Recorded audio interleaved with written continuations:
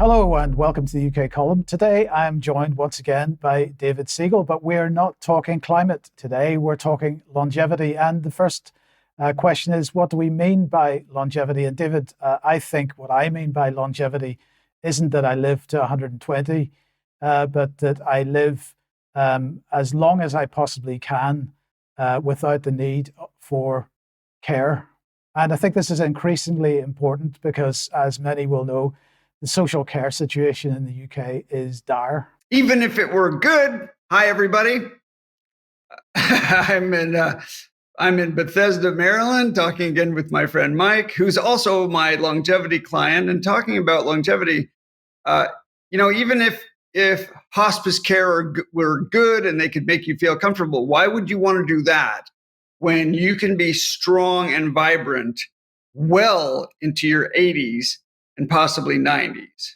Let's just dig into that a little bit more. What do you mean by strong and vibrant? Because, of course, anybody that perhaps was, when they were younger, fit and healthy and took part in sports and whatnot, wants to get to be a certain age. And I suppose we're saying over 50, perhaps we might remember our expectations from that time and attempt to replicate that. And that may not be the most sensible approach. Right. So, there's kind of three kinds of people. The people like you and me who are former athletes who realize that if we make good use of our time, we have another 30 to 40 years of life, which is a lot.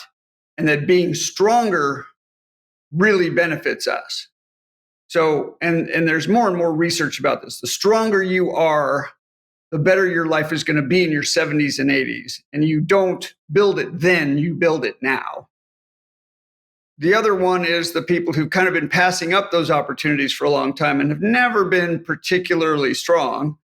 And maybe they were raising a family or, enjoyed their hobbies, but never became serious athletes. And some of those people are just going to stay that way. And we see a lot of those people in the nursing homes. They never were particularly fit, but others will start to learn that there is an alternative. 40 years is a long time. It's almost, if you're 50, you're just over the halfway point. Today, if you can make the changes necessary, you could live a long time and be very productive and very independent. And what taught me that is this book by Peter Attia. I don't know Peter, but it's on the New York Times bestseller list. I'm sure it's on some bestseller lists in the UK. And it's a technical book, but the bottom line is, do you have the book? I have the book, yes. It's a bit like Javier Vinos and climate.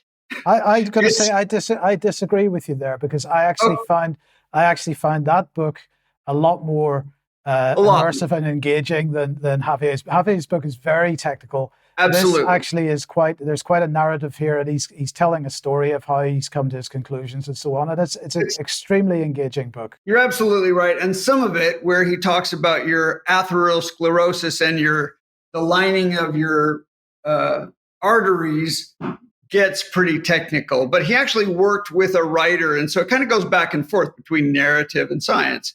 And it works pretty well. It works well enough that millions of people are buying this book. And they are realizing that there is a new mindset around aging. And that is that you can take control over your destiny.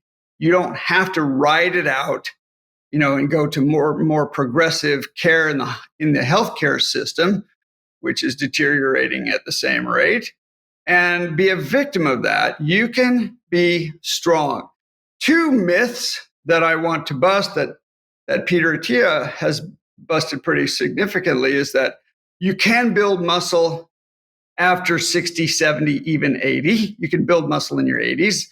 Plenty of experiments have shown that. And you can build bone. So we're going to talk about those two things because building muscle, there's a lot of drugs. There's a lot of, let's call them longevity miracle pills that people are talking about these days, right? That they extend life in mice And so they're on the market.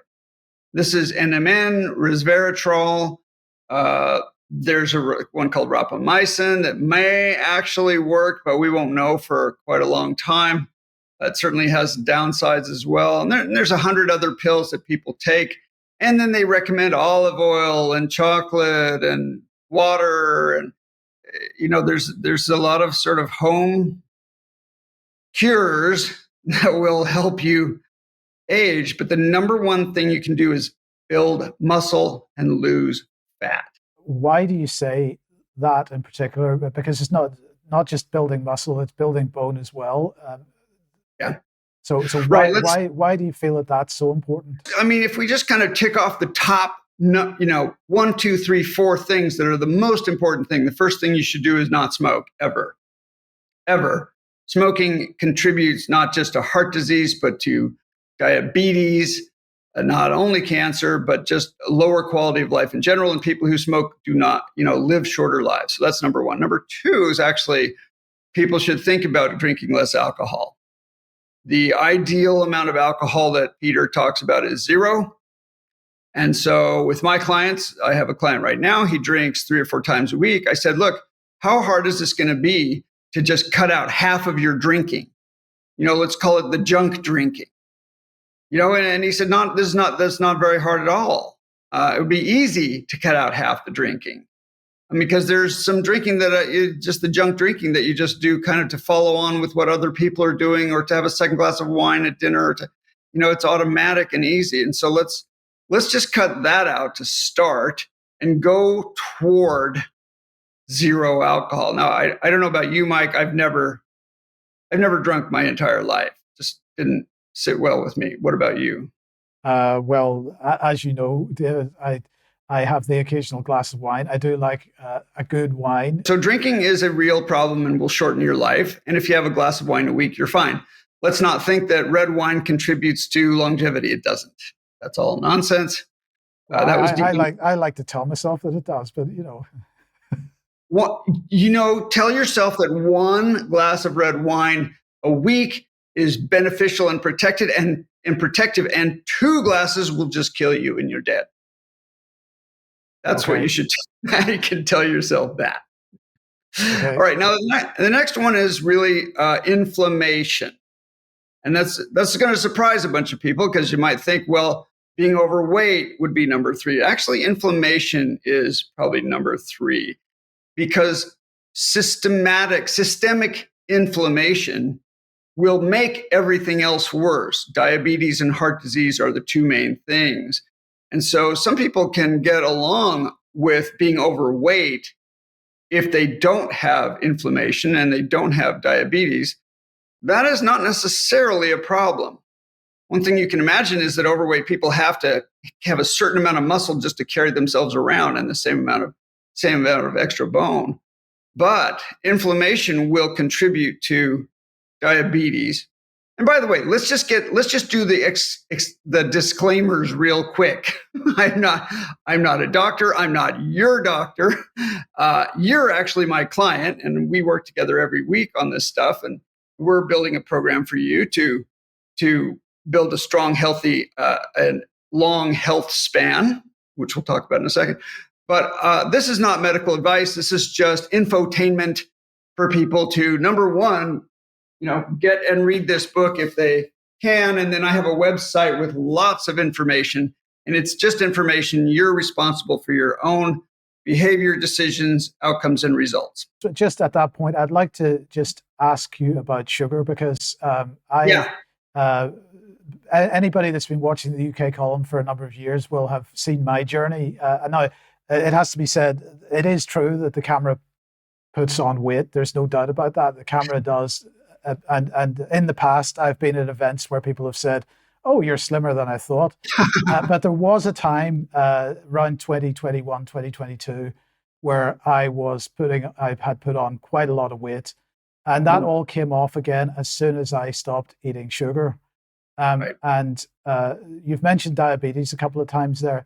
But for me, sugar was, it must have been like alcohol. It was a drug. It was giving me a short-term high. It was getting me through the next little bit of work that I had to get done and whatnot. And I was just consuming way too much. So I just cut it out, went cold turkey on it. And that, well, everybody has seen the result of that. But I'd be interested in you saying something about sugar. I have eaten sugar my entire life, brownies, cookies, ice cream, juices, whatever I could possibly get. I'm 65. And the reason is that I'm just an athlete. I'm doing something every day, all the time. I didn't take any breaks. I've been working out for 50 years now. And so I didn't think it was a problem either, but it contributes a lot to inflammation. And anyone who has some degree of inflammation should stop sugar. Now, that's probably almost everyone, because it really does contribute to inflammation, which makes everything worse. I keep coming back to inflammation because it's really this magnifier on everything else that can make you very sick much later, including even things like cancer and Alzheimer's. So sugar is one of the big targets. I'm definitely way down on sugar since I read the book and since I've been kind of more aware. And I think everybody else, I think everyone should not cut down on sugar. I think you should take your sugar down as low as you can possibly get it. And it's the same with refined foods and factory made foods. To the degree you can, you should go to fresh foods. And let's come back to diet in a little while. So I do want to take on diabetes and heart disease, because these are two of the four horsemen that can kill you later. And that's how Peter Attia thinks about it. What can kill you in your 80s that you can start to prevent now? What do you, the day you turn 80, what do you wish you had done 30 years ago to prevent that, right? And diabetes is definitely one. It's called metabolic disease. This is insulin resistance. It's easy to get tested. It's a fasting glucose test. It doesn't cost much money. You can even just pay for it out of your own pocket in case your healthcare system is sick. Yeah. And you can learn to what degree you are insulin resistant. And if you are insulin resistant, I really encourage people to work with a doctor to address this as a primary motivation or a primary way to live better, longer, and starting right now. The diabetes does not get better. It's a cycle. It has a positive feedback loop, and it gets worse and worse. So the first thing you have to do is cut out sugar. Second thing you do is the rule is the more insulin resistant you are, the fewer carbohydrates you should consume. So if you're particularly overweight and particularly diagnosed as diabetic, you should have zero carbs. That is far better for people who are diabetic. If you are, on the way to becoming diabetic, pre-diabetic, sometimes people say, you should get ahead of it and stay away from carbs as much as you can, because they, again, can continue this chain reaction of positive feedback. And diabetes really will lower the quality of your life. For people, just in case people don't know, what are we talking about with carbs? Pasta, obviously. Are we talking about rice, potatoes, this type of stuff? Yeah. So the three main sources of calories are protein, carbohydrates, and fats. And fats for people who are insulin resistant. Fats are better. Fats and protein are a much better choice. Carbs are potatoes, rice, pasta, roots, fruits, especially things like juice. Juice is basically sugar. Any kind of, the way I explain it, Mike, is if you take a carrot and eat it, it's not that sweet. But if you grind it up, if you juice it, it turns pretty sweet. Carrot juice is sweeter than the carrot. Let me explain it this way. So those long molecules that are the carbohydrates, like wood, cellulose is a carbohydrate, but we can't digest it. But that's energy. And by the same token, wheat and the seeds and the roots and that's what most of it is. Potatoes, rice, these are seeds. And pasta and rice, these are seeds. And bakery, things that are made of dough, these are all carbohydrates, and then the sugars are the same molecules but chopped up much smaller, and so they just taste sweeter, but it's the same thing. Right. So you have this range of carbohydrates, everywhere from very starchy things that have no sweetness all the way to honey and fructose, and all of that is carbs. And you should really start to lower it. Now here, let me. Do you want to dive into the diet thing, because it's pretty simple. There are a couple important things to remember about diet as you age. Number one, most people under 40 probably get too much protein, and most people over 50 don't get enough. So each decade you go after 50, you need more protein. Just to make it as simple as I can, most people over 50 should be getting 100 to 200 grams of protein every day of any kind. We'll talk about that in a second, but 100 grams. Now, it's not that hard to count. Here's a drink I have every day. Gives me 30 grams of protein. And it's whey protein, which is best, especially if you're bodybuilding. If you're lifting weights, you want whey protein. It's just the most effective. But in case you're vegan, which I've been vegan for 40 years, but I've changed recently just to have this stuff. There's vegetarian sources of protein. There's plenty of them. Soy is a big one, but there are others. And you can find them online. I actually have a list of them on my website. Protein is part of the foundation of building and maintaining muscle, which is a big part of this program, and we're going to talk about that in a minute.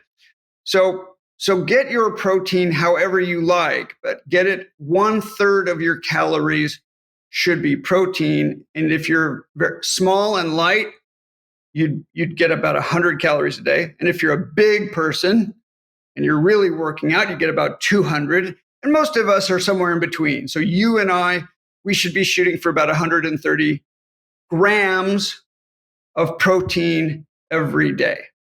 I may have said calories before. 130, 140, 150 grams. And then as we get older, we want to move that up so that in your 70s, you want to, add another 20 grams. I'm not saying it's fun, and I'm not saying it's easy. But that's just what the data shows. Right. That the older you are, the more protein you need. Now, if you're getting roughly 30% of your calories from protein, meats, beans like soybeans, soy protein, nuts have a lot of protein, and there are some other vegetable sources, peanuts and so forth. These and eggs, the white is the protein in the eggs. Eggs are fine. Eggs there's no cholesterol problem with eggs. There's no stigma about eggs. You can have as many eggs as you like. If you're getting 1/3 of your calories as protein, it's going to be hard to screw up the rest, because it's kind of impossible and uncomfortable to get 60% of your calories from oil, from fat. And then by the same token, it's hard to have the rest of your calories from rice and pasta and French fries and so forth. So though the other two macronutrient groups will balance themselves out, you don't have to pay that much attention to them. But of course, you could pay a lot of attention to the total amount of calories you consume, right? We want to consume enough calories to support us, but not to give us an excess that could cause our systems to store those calories as fat, right? So the one thing I do about it, and I'm not pushing too much on diet. I want people to just, as you and I have discussed, keep your diet. It's fine. Don't worry about your diet. Let's get in the gym and build some muscle. Let's work on losing a bit of fat. And a good way to do that is don't get full. Don't sit at the table and take the extra 5 or 6 bites at the end that you normally do on automatic, because your hand seems to be doing it all by itself. Your hand is just magically putting stuff in your mouth. And even when you say, I'm kind of full, your hand keeps going. Well, right? It's there, David. You can't leave it. It's on the plate. It's on the plate. It's, it's not going to eat itself. Right. Right? Yeah. So don't do that. Back away from that. It's the easiest way to get fewer calories just have a smaller meal. Put it aside, have it later. Have it for the next meal. Put it in the fridge. If you're at the restaurant, take it home. Don't have those last 5 to 10 bites that are just automatic junk eating. Cut out junk sugar, cut out junk drinking, and junk overeating. These things are the easiest to cut. Does that make sense? Also, I really encourage people never be full. Never be sitting at a table. You stand up from the table, you go, oh, I'm full. I feel full. You don't need that. It stretches your stomach skin. It turns you into one of these people that you see when you go on a cruise. Let's back away from being full. Let's just stop. 2/3 of the way through your normal eating regime, just stop. Put it away for later. All right. So that's most of diet. Diet is actually pretty simple, and it's one of the least things I worry about. What I need people to do is lose fat and gain muscle. We're going to lose fat by drinking plenty of water and just having fewer calories. So we've discussed a little bit of that. It's okay to be hungry more often, but it's not okay to fast. Fasting will take calories out of your muscle and start to delete the gains you've made in the gym. Just before you move on, you said there, you made a comment there about water. How much water is an appropriate amount? Nobody knows. People just underdrink, I think. Replace whatever you normally, if you're hungry, have a glass of water. It'll go away. Just think more about replacing everything else you put in your mouth with water. And it's just in general, it's just a general concept. I often think in the middle of the afternoon, boy, I'd like a snack. And I go have just a glass of water and I'm done. It's fine. If you're an athlete, you need more. Everybody knows this. So, stay hydrated.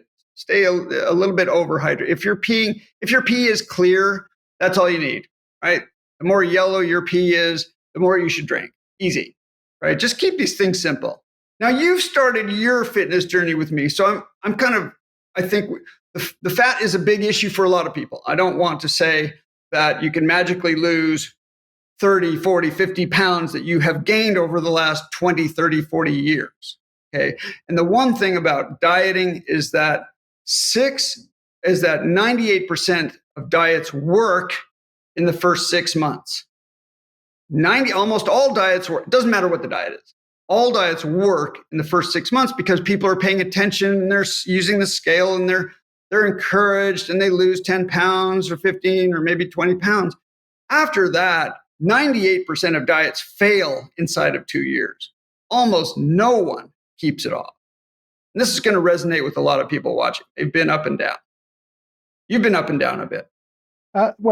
Actually, since I came down, I've stayed down, and I have not. I'm not religious about it, but I am not consuming sugar. I'm just, maybe occasionally the odd little thing, but it's very occasional now, and I'm just not going to put that. I'm not going to put myself back in that position. So now I'm at the point where I want to rebuild some of the strength that I used to have, and I'd like to be cycling again and able to do that again at a sort of level that I'm, let's say, is appropriate, age appropriate. Let's put it that way. A lot of people sort of finish their diet and think they've done it, and they don't necessarily go back to their old habits. Even people who are strong-willed like you manage to maintain their diets. The weight still comes back. Why? Because this is an endocrinology situation. This is your endocrine situation.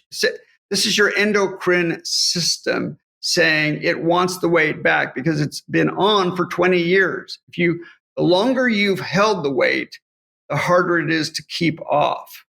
And so study after study after study shows that it's very difficult. It kind of gets increasingly difficult to keep the weight off. Now, in your case, it's a little different because you weren't carrying that weight for 20 years.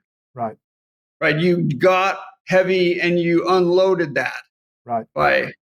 By cutting sugar. That's a temporary thing. A lot of people will gain 1 or 2 pounds a year starting at about age 30. And by the time they're 50, they are 20 to 40 pounds overweight. This is very common. Okay. This is not going to melt away with some magic diet in 6 months and stay off. This is going to be hard to keep off. And the one thing we know is that exercise really adds to your ability. Really, you can't do it. You can't keep the weight off without exercise. Okay.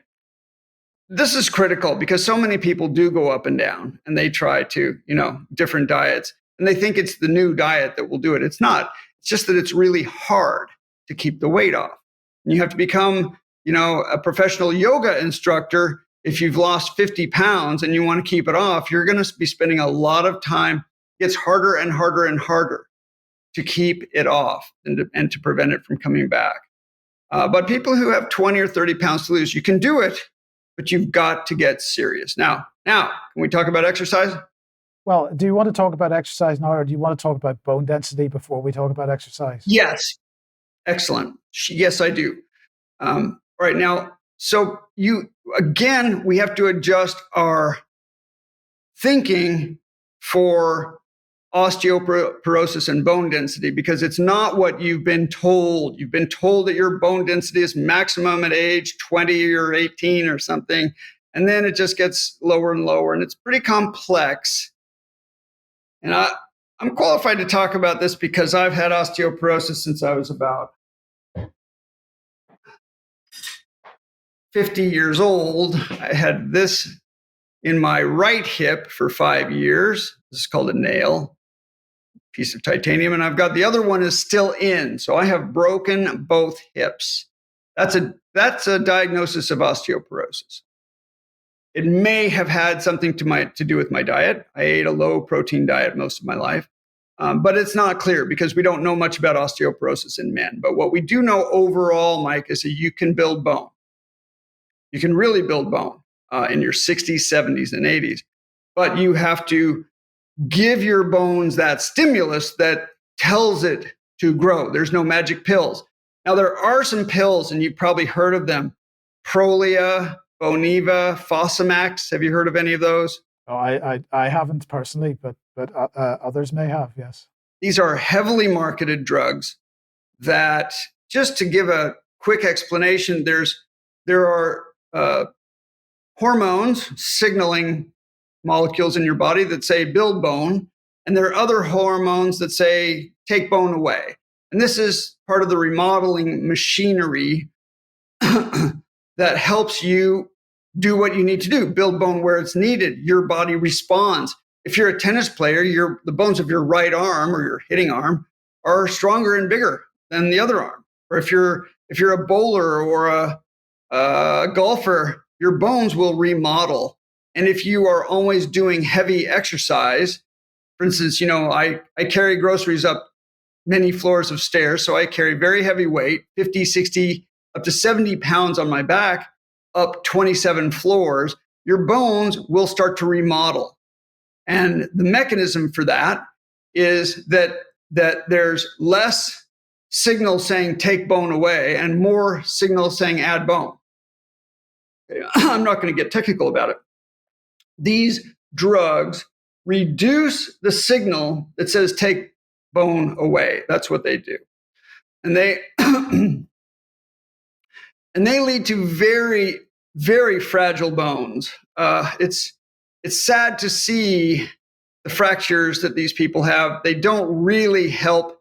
Doctors are prescribing them like candy. It's a huge money-making business. And all of these, they're all called, mostly this comes under the name of bisphosphonates, are really bad. Unless you have to be bedridden, maybe, but they really don't provide much benefit. They provide a lot of profit, and they're far less effective than working out and stressing your bones and using your own endocrine system to build bone naturally. So that you do with weight. And I want to explain about weight. If walking all day, if staying on your feet all day helped you build enough muscle and bone to be protected in your later years, we know it because all of the cleaning ladies and people who worked at factories and grocery store workers would all live longer, and they don't. That's what doesn't work is normal body weight. You have to really stress your system, your bones and your muscles to build those things. We have to go to weight-bearing exercise to build the bone and muscle required to be strong. So one way to think about it is, in your 60s, 70s, 80s, you are losing bone and muscle. It's very hard to keep, right? Every decade, you tend to be 10% lower on these things. And the only way to be strong is to get ahead of that and to be stronger next year than you are now, to be stronger now than you were last year. Who's watching this is stronger today than you were a year ago? Probably not very many people, right? 1 year at a time, we are wasting away. And that is why people in their 80s are so frail. And that is why after age 70, you have a 25% chance of falling and breaking a bone. It's usually the hip, the head of the femur. And 50% of those falls result in death within 5 years, because you just can't recover from that when you're that age. And the additional problem is it's not just the results in death in the next 5 years. You are requiring care during that time. You're dependent. You're a burden. You have no way to make money. You have no. That's right. That's right. You're a victim, and it just gets worse and worse and worse. I mean, those 5 years are the most expensive and the worst years of your life. And you can prevent it by working backwards and building the agility, balance, bone, and muscle to prevent it. So that's why you and I are working on these special exercises for longevity that are very different from what people would do in the gym. In the gym, you're looking for these big muscle groups and you kind of want this V shape, big shoulders, and you want to look manly or you want to look strong. And that's really not what we're doing in helping people prepare or really build a foundation for getting older and for being stronger every year. Seriously, I think you will be stronger a year from now than you are now, right? And you're going to have to keep that, and you're going to keep that up, and it's not going to be no surprise that it's going to take more and more hours per week to do that as you get older. And it works. It works. If you can prioritize your schedule to be stronger each year than you were last year, you're going to be an asset in your 60s, 70s, and 80s. You're going to be the oldest person in the gym rather than the youngest person in the nursing home. That's a choice you can make, but you will have to dedicate more and more and more time to doing it because the magic pill doesn't exist. And I mean, we probably shouldn't underestimate that. That's a hard choice to make for people at when they're 50 and they think, oh, I've got 40 years ahead of me. Why am I worrying about this now? It's an emergency. If you read the book, if you start to learn about this stuff, you start now. Every day you wait is a gram of muscle you lose and is much harder to get back. You've got to get on a weight loss program if you're overweight, and you've got to get on a muscle building program if you want to be strong in your later years. You have to do it now. There is no magic pill. So let's go through some of this exercise stuff. Let's just start with some basic concepts of exercise, because a lot of people haven't picked up a weight in 20 or 30 years and never really were into bodybuilding. Okay. So number one, the easiest way to get hurt is to overdo it, especially for former athletes like you and me.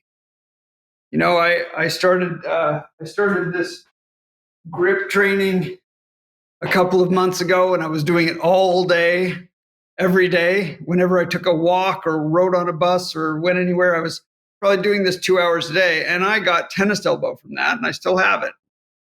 It's easy to overdo it and get hurt, and that'll set you back much farther than if you just go slowly and steadily. And that's what we're doing. You and I are working on putting slow, careful foundations down, and don't have any pain. So any sign of pain is a sign to stop immediately and back off.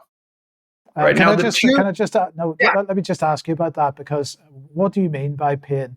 For example, if I've been for a long walk, and at the end of the day I'm sitting and my legs are a bit achy, or maybe my lower back's a bit achy, is that pain, or no, what do you mean by pain? yeah, I mean the pain that you might experience when we're talking about lifting weights. I'm Right. telling you right now, I'm telling everybody right now, walking doesn't do it. The walking people are using walkers when they're 75, and they're in a wheelchair when they're 85. Walking is not weight bearing. Each leg, your legs, your individual one leg is designed to hold your entire body weight, right? So if you load it into a machine that let you push your body weight, that would be nothing. That's what you do every day with one leg. You have to add more to it than that to start stressing and growing bone. And so your arms don't handle your body weight, and that's why push-ups work, because your body weight is more than your arms are used to doing. But we have to stress with weight, and I want to go through some of that. The two most the two leading indicators of how long you will live are grip strength and VO2 max. So let's break that down a second, okay? Grip strength is a critical indicator of the length of your life. Why? Because except for people who die from cancer, people have accidents, and those lead, as we've shown, to some terminal condition. You don't recover from accidents. And so grip strength helps you. If you have grip strength, it means you've been doing the things necessary to be strong and agile. And I would also say balance, because tripping going down is what causes a lot of the falls. Going down the last step, getting out of a car, going down a curb. These movement down, if you ask people in their 70s what's really hard to do, they'll tell you walking downhill, the back of the leg muscles deteriorates quicker than the front, than the quads. So that's where you can get out of balance. You can get in a little trouble, and then you fall over. Or you reach for something and you try to grab your way out, but you don't have the grip strength. So that's why grip strength is really important. And we work on it not just with, I'm going to stick with grip strength, not just with these, but we work on it with simple things like dead hangs. You just hang from a bar. Have you tried that? We've talked a bit about it. Yes. Have you tried a dead hang yet? I've tried a dead hang, yes. How long did you last? I can't remember, not very long. Right. It's going to be 20 to 30 seconds at the beginning. Right. I'm up to 1 minute. 1 minute is hard, and it really trains your grip. So dead hang, and I'm going to give other exercises that are very helpful for training your grip naturally. And then this kind of stuff, this you would do maybe twice a day, just for a little extra or a little maintenance, maybe on a day when you're not in the gym. This is not the primary way you want to get grip strength. So I want, and we've talked about this, Mike, people in the UK, people in most places don't have a lot of room. They don't live in giant homes with their own home gyms. Although you can join a Facebook group showing people building amazing home gyms. It's pretty astounding to see what people do. But most of us, we don't have room for a home gym. Some of us might have a garage where we could do some stuff. And most of us have access to a real gym, which is even better. But I'm asking for, you were getting to, what does it take? 30 minutes a day weightlifting. 30 minutes every single day. Become a daily athlete and do 30 minutes of weightlifting, weight-bearing exercise, and then 3 times cardio. Because the second most important indicator of the length of your life is VO2 max. That is your peak performance. That is your ability to use oxygen efficiently. And when you're out of breath, if you've done a lot of cycling, probably running. I'll use running as an example because it's a good way to calibrate. Everybody understands it. If you can if you're 50, 60, and you can run a mile under 12 minutes, that's pretty good, right? But let's say let's say whoever you are, you can run a mile in X number of minutes, right? And that's as good as you can do. That's fine. But you can train, and I do it using half-mile intervals. As fast as I can go half mile, that usually takes me about 5 minutes. And you train doing those, and then you'll find that after a couple of weeks of that, your mile time will come down. And if you can get your mile time down, and I don't care if it's in the swimming pool or cycling or whatever your sport is, that's fine. Whatever your endurance sport is, if you can get your mile time down, start to work it down, that's an indicator that your VO2 max is going up. And that is the kind of thing that will help you stay healthier longer. I'm not asking people to become hardcore runners or specialists or do a lot of mileage. I'm asking people to do what we call zone 3 work. Zone 1 is walking. Zone 2 is working, but you're still able to talk. So if you imagine walking very fast or hiking pretty hard, how hard can you walk or hike or bike ride, still be able to talk, but you're still breaking a sweat? That's zone 2. And zone 2, you can't do it for more than about 2 hours. You can do zone 2 is about you're pretty much out of gas after 2 hours. If you can keep going after 2 hours, and do 3 hours, you're in zone 1, right? And then zone 3 is what you can do over 2 to 5 minutes and have the tank empty. You can't go anymore. So for me, for my zone 2 activity, it's a half mile run on a track. And I can do that just about 4 minutes and 40 seconds. I think 4 minutes and 31 seconds is my best one. And I'm always trying to take that down by a couple of seconds. And that's your zone 3 performance indicator. And that's the one you want to take down because that will really help your VO2 max go up. And then zone 4 is your sprint. What can you do in 15 to 20 seconds and you're completely shot. You have nothing left in 15 to 20, like a 200-meter dash. That's a zone 4, okay? Which most people don't have to do really ever, but you need to spend some time in zone 3, which is, we call it the 4x4. You do the hardest thing you can. It could be running up a hill. It could be swimming.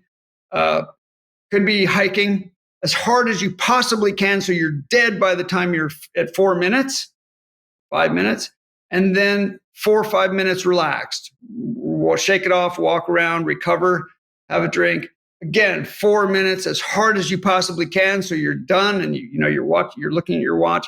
So you do that 4 times, 4x4. You do 4 minutes on, 4 minutes off, 4 minutes on, 4 minutes off. You do that 4 times. And that's a really good zone 3 workout. That will increase your VO2 max. And if you do that once a week, that will increase your life. And I don't care what your time is. If you're increasing it, that will increase your lifespan and health span.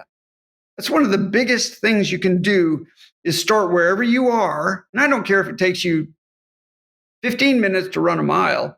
If you can get that down, you are extending your life. All right? So we've covered grip strength and VO2 max, which are the 2 biggest indicators of health span. All right? Now I want to talk about some of the exercises you and I are working on, okay? So just to stay with the grip exercises, I think it makes sense for people to have a couple things at home. You don't need a lot. Did you order the steps that we talked about? Yes, I have. Yes. So I don't have those steps. Those are really great. They're a step that you get from Amazon that gives you 2, 6, 8, and 10 inches so that you can use for stepping up and down, and you can take them off and adjust them. I don't have that. I have a box. I have different boxes, but I do have this set of adjustable dumbbells. Dumbbells are fantastic. Dumbbells are one of the best investments you can make. You're going to use dumbbells for the rest of your life. And these are adjustable. You adjust them this way and you can put on as much weight as you want. So I can adjust this and get 15 pounds. And there's 15 pounds. Okay? Very cool. And then you go all the way up to 52 and a half pounds for each hand. And you'd say, well, that's crazy. Who's ever going to lift 52 and a half pounds? But in fact, we do this farmer carry exercise, which I'll try to show now, where you load up with whatever you can do. Again, don't overdo it. But I'll just put 25 pounds in each hand.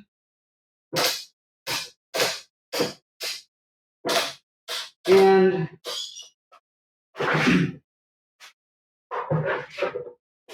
so can you see me? So we just carry the weight. Relax your shoulders, keep your spine straight up and down, and just walk around and carry the weight. Now, you'll find that 25 pounds in each hand, this is 50 pounds, is not much weight. In the gym, and that's fine. That's where you want to start. That's great. Walk around for 2-3 minutes. Walk forward, backward. Make it smooth. Have good form. Develop your form nice and slow. But then in the gym, you know the big 45-pound plates in the gym for the lifting bars? So I just grab one of each of those. So I've got 90 pounds now, and I just walk around carrying it. For 1 to 2 minutes. And I'll try to do that 3 times. This builds bone. The weight is coming down off your shoulders. It builds your spine. It builds your hips. It builds your legs and your arms. So this is an easy thing people can do. Carrying, it's called farmer carry. And then the other version of that is the suitcase carry, which is just one side. And that helps you build the muscles to keep your core, your trunk, straight up and down. So you just grab one. And again, you can get hurt doing this. So you want to practice and have good form. Try to keep a vertical spine. That means not tons of weight here, but enough that you have to manage it.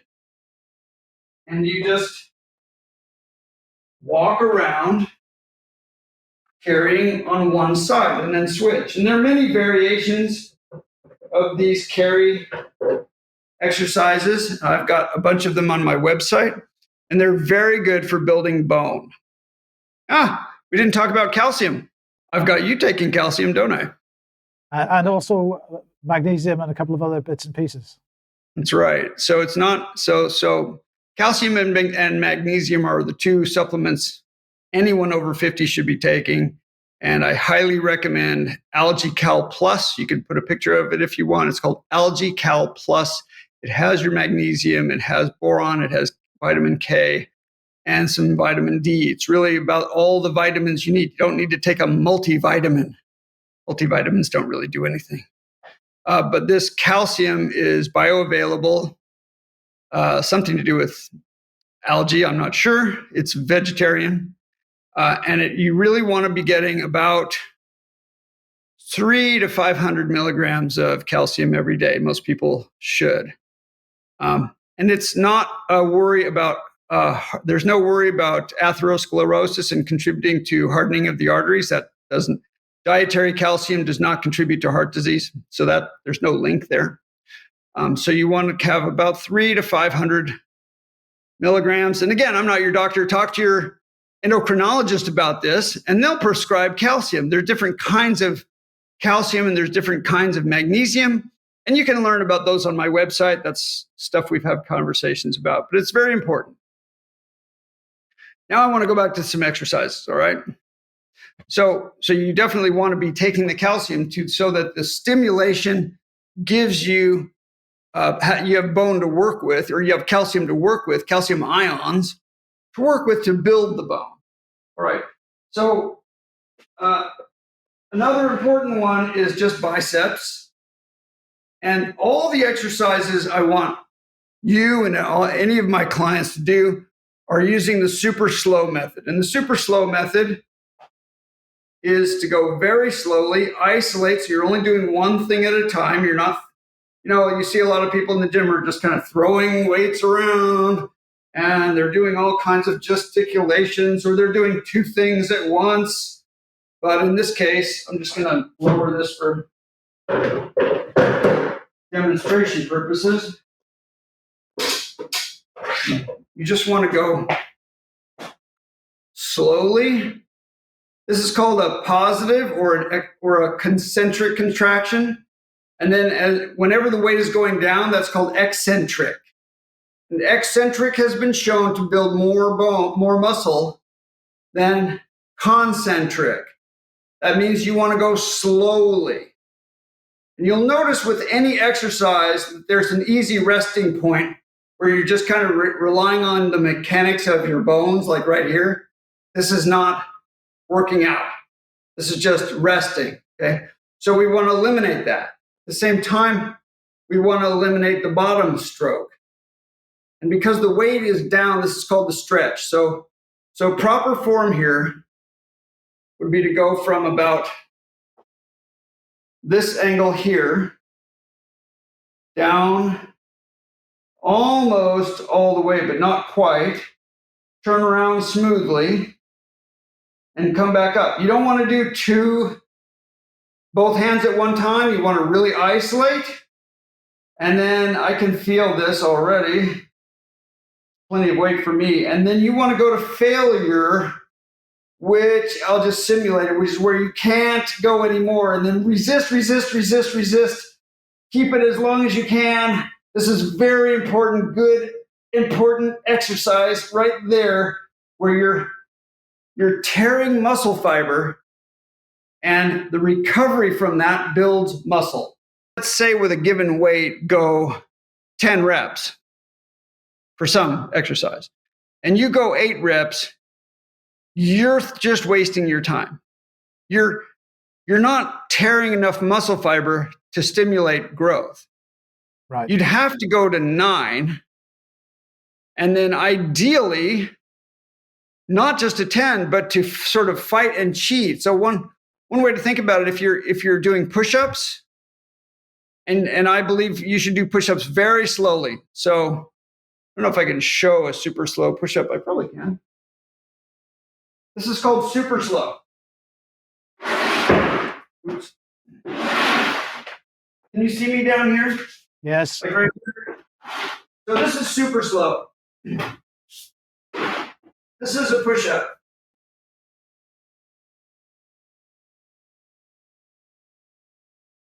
You just touch, you don't rest, and you go up slowly. And in particular, you want to go very slowly down. This is eccentric right here. And you want to go super slow in here. This is where most of the work happens. Down here. And then back up. And if you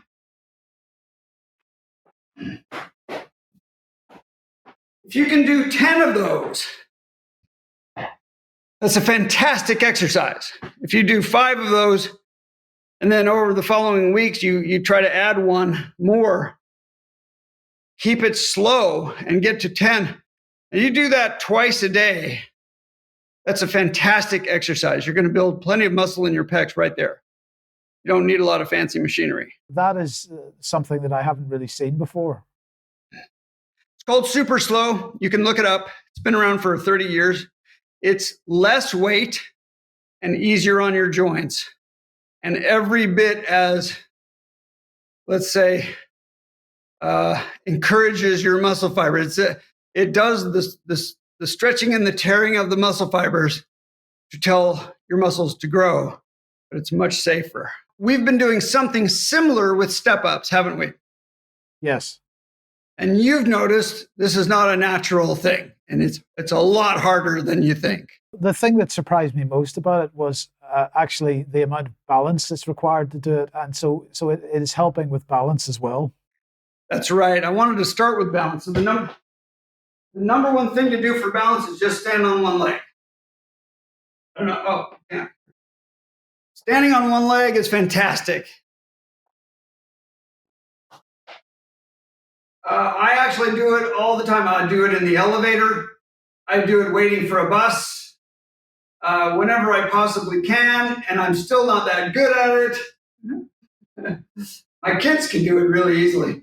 One big important tip for standing on one leg, don't do it in running shoes. Do it in a CrossFit or a tennis shoe because that has more lateral support. Yeah, a running shoe is not good for working on balance. So balance is really important.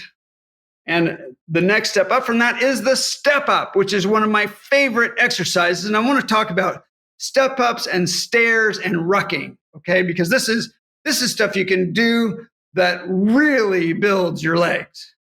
Because again, with one leg, we're doing more than one leg normally does. That's the key.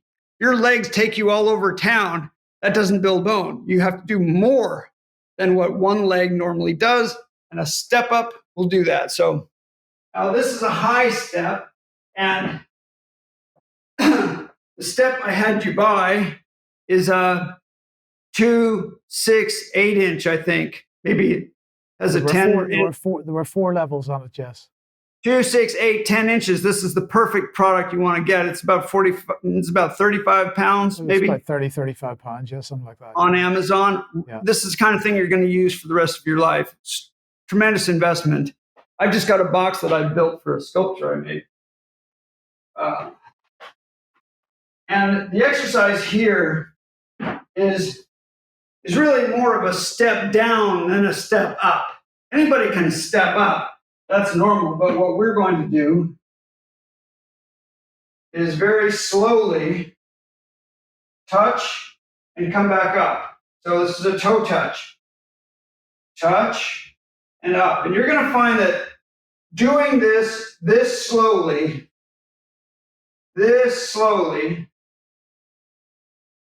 takes months of practice and muscle building to be able to do this. I have to balance at the same time. Oops. And by the way, it's fine to cheat. I've got more height than you need.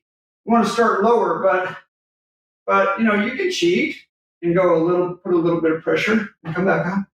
Okay? And then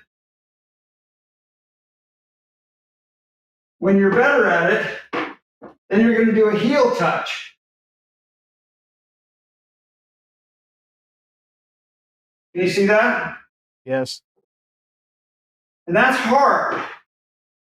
And that kind of toe touch and heel touch, building your height up to about 10 inches, builds the back of your leg, which helps you go downhill and gives you that stability you won't have otherwise. Talk to anyone who's 70. Going down is hard because they lose the muscle in the back of the leg, the glutes and the calf muscles really deteriorate. Anybody who's 70 will tell you this. So we're going to do this every day, a couple times a day. What does it take? 5 minutes, twice a day? I'm asking for 30 minutes a day. And this kind of stuff is 10 minutes of that every single day. Yeah, look, I wanted to because your box there is what, about 10 inches high? Yeah, I think so.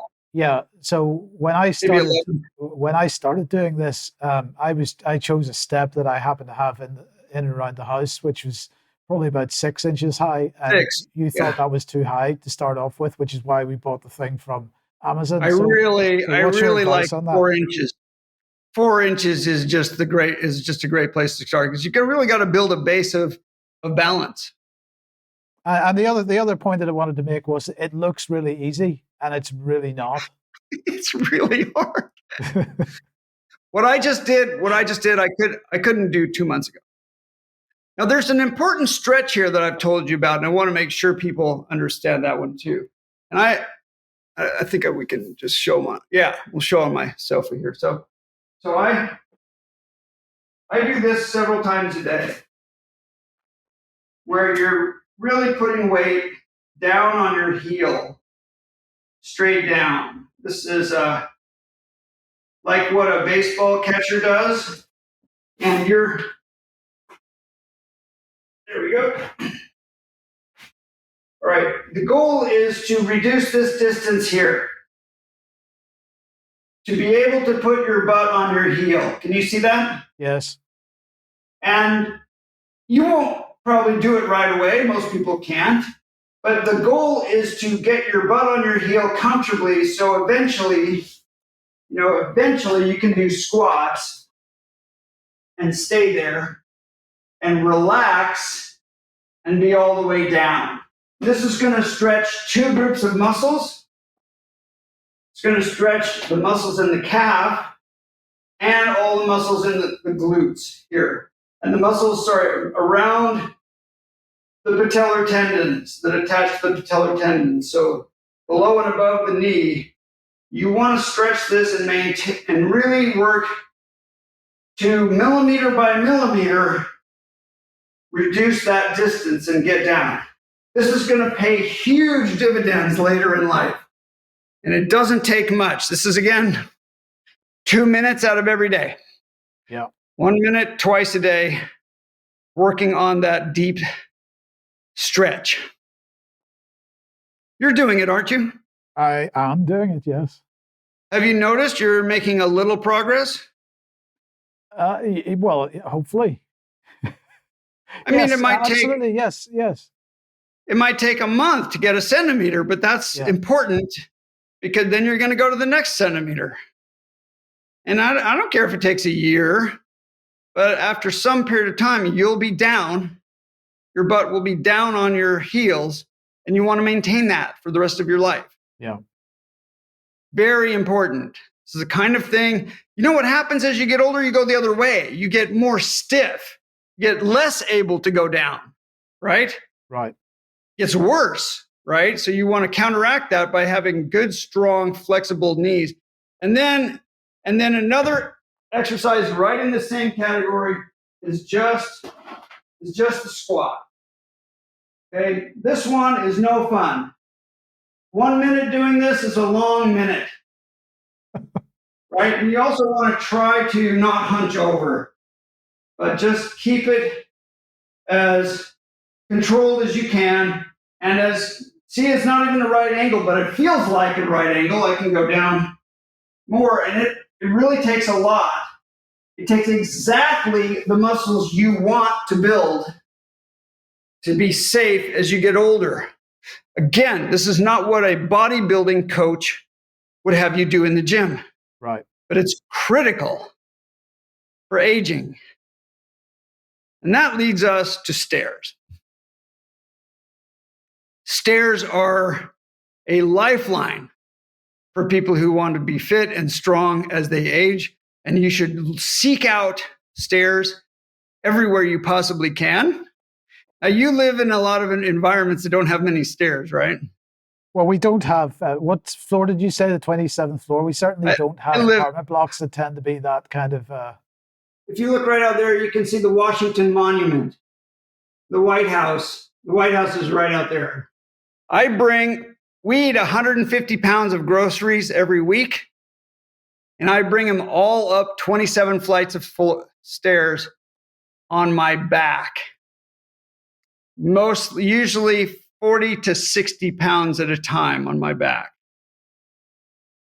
And I recommend that you start to embrace stairs. Now, a couple things, and then we're going to talk about rucking. Now, the first thing I want you to do, and you still haven't done it, and that's okay, but I want everybody to do, is to go up 4 flights of stairs as fast as they possibly can and time it. It's better if you have an accomplice, someone who will time you, but if you have to, put the watch in your hand and time. It's much easier if you have a stopwatch function.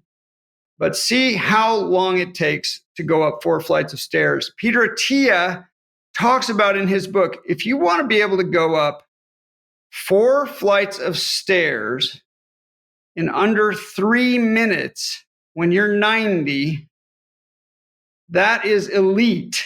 That is the top 1 or 2% of people in the country.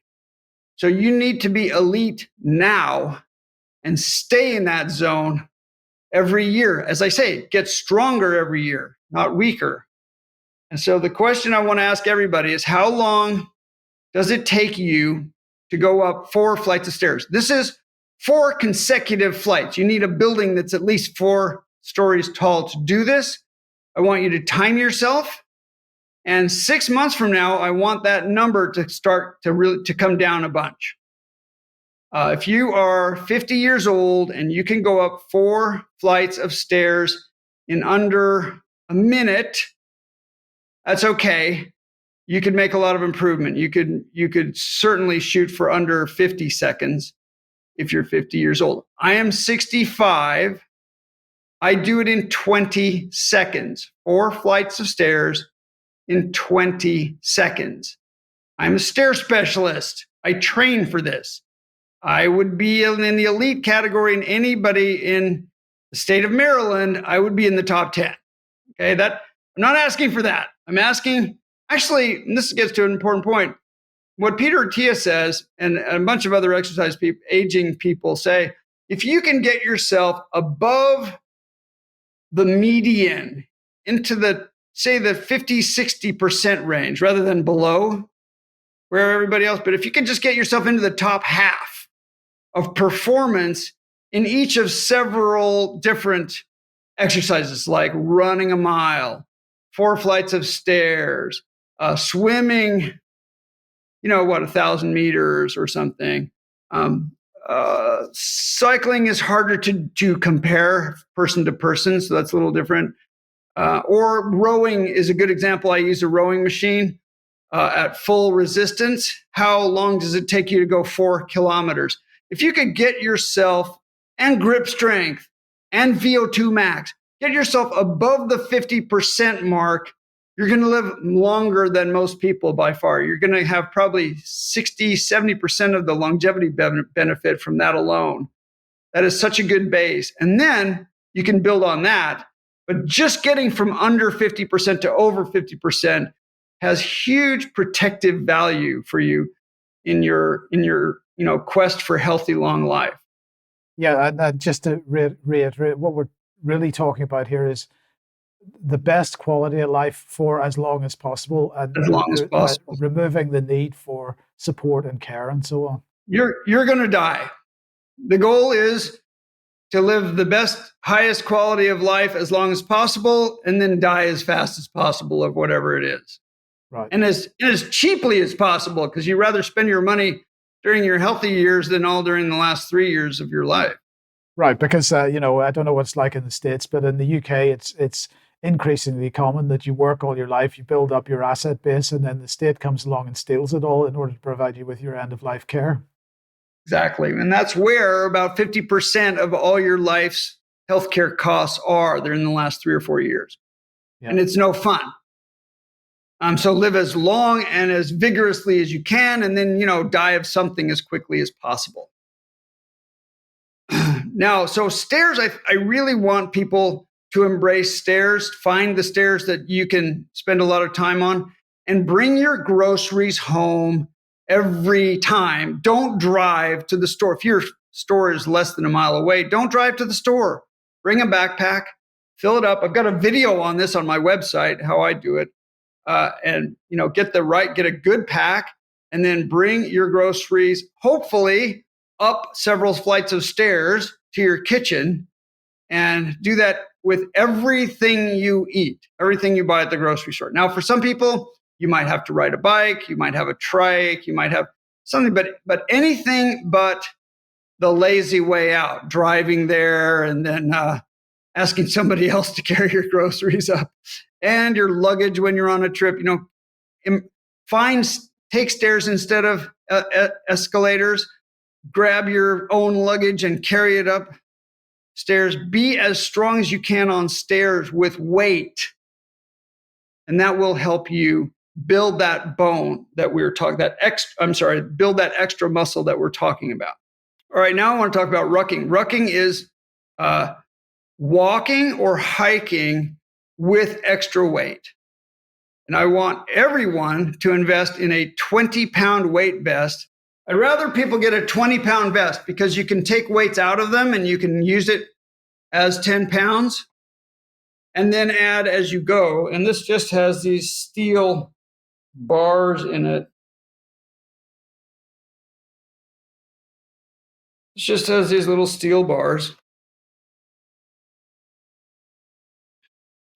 Okay. And so you can adjust the weight. The important thing about a special pack for rucking, for carrying extra weight, is that with a backpack, all the weight's going to move around or it's going to go to the bottom. And with a rucking or a weight vest, and some of these vests are just very minimal, and they're designed for women and they're designed for running. They hug you. They're nice and tight so that the weight is high on your back and high on your front so that it moves much better with you than in a backpack. Okay, when I have 60 pounds in my backpack, that whole system works really well. But if you're carrying 20 pounds, most backpacks don't have the weight placement that would be best for being able to exercise with. Right. 20 pounds. And by the way, 20 pounds is a lot. So again, start, if you're a lightweight person, you want to start with 6 or 7 pounds. And I always say this to people, I'd rather see you take a 3-mile walk with 15 pounds than a 5-mile walk without. Walking with weight is better than walking without. Walking without is not going to extend your life. It's not expensive. There's hundreds of these products at Amazon or at any fitness store. Get yourself a 20-pound vest that is adjustable so you can start with 7 or 8 pounds. Go for a 3-mile walk with 7 or 8 pounds. You'll see it makes a difference. And then work your way up so that you're at 15. And David, if you do start with 7 or 8 pounds, where do you keep that weight? Do you keep that weight as high as possible? You take the weights out from the bottom, or what do you do? It's not much weight, 7 or 8. So just what you just want it close. Right. Body. Ideally high and close. That's really it. But it's not what it's more important, Mike, when you get to 20 pounds. 20 pounds is a lot. Especially if you're hiking. Hiking is so good. There's so much hiking going on in the UK, right? There's all these fantastic hikes to do all over the place. But if you're not doing them with weight, you're not extending your life. So try adding 10 pounds to your hike. It's going to be a shorter hike. Fine. You're going to get more out of it because you'll be building your spine muscle. Yes. You'll be building your core muscles and your spine, your bones of your spine.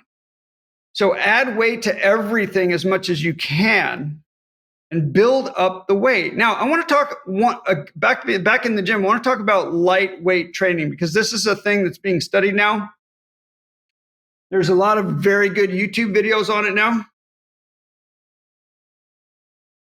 If I were in the gym, I'd show you more and more people, serious bodybuilders, are going to a balance of very hard weight where they do 5 reps max and they're dead. That's kind of a staple of many weightlifters. And then medium weight, which would be about 10 to 12 reps, and then you can't do any more. And then lightweight is around 30 reps. And that's not much weight.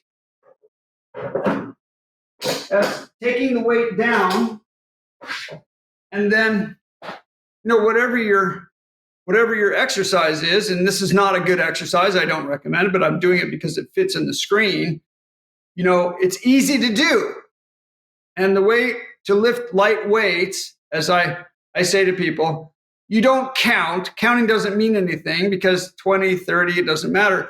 What happens is at some point you're going to feel like, okay, I'm kind of there. I'm done. I'm not going to do any more. I'm finished. I'm going to put the weights down. Your mind tells you, I'm done. That's when you start to count. you go to the point where you're kind of tired of this and you would normally put them down. Now you start counting and now you try to do 3 to 5 more. And those 3 to 5 will tear the muscle fiber. Again, I always go very slowly. Those 3 to 5 will tear the muscle fiber every bit as well as those hard heavyweight guys who are doing the big macho lifts in the gym. You get as much benefit from that. It's lighter, it's easier on your joints. And trust me, the last 2 or 3 are very, very hard. Yeah. And you have to push through the pain at the end of that so that you failed. One way to tell that you failed, by the way, with almost any exercise, if you're doing both arms, let's say it's a I really like a dumbbell chest press instead of bar. With the dumbbells on the chest press, you get a much better, I'll do it this way. You get your elbows at a natural angle like this with dumbbells. Imagine I'm lying down. And with a bar, you're like this, right? Yes. This is worse. This builds muscle much less effectively. And this angle, this 45-degree angle, is much better. So especially if you have someone to help you. And in the gym, you can do this with lightweight dumbbell chest press like this. Again, very slow. And do it with light weight. I'm talking about 15 pounds in each hand. I mean, much less weight than you would normally bench press. And so that after 30 of those, you're almost dead. You'll notice that one hand gives before the other one does. And that's a sign you're doing it right. That's a sign you are all the way at the limit. If one hand is weaker for almost everyone, and when that hand starts to give out, you push it as hard as you can, you bring it down, and you try to do, and you don't want to overcompensate, because then this will be over. The strong arm will stay stronger, right? You just want to really power up that weaker arm and try to match. And that last rep should really hurt. And then you're building bone, but then you're building muscle. Right. And everything is like this. So I've given you several examples, and I've got videos on all this stuff where you go with lightweight, very slow, very controlled, one joint at a time, one muscle at a time, all the way until you absolutely can't, and you're really tearing muscle fibers. And then sometime later that same day, you want to reward yourself with 30 grams of whey protein, which will help. And over about 2 to 3 days, that muscle will build itself bigger than it was before.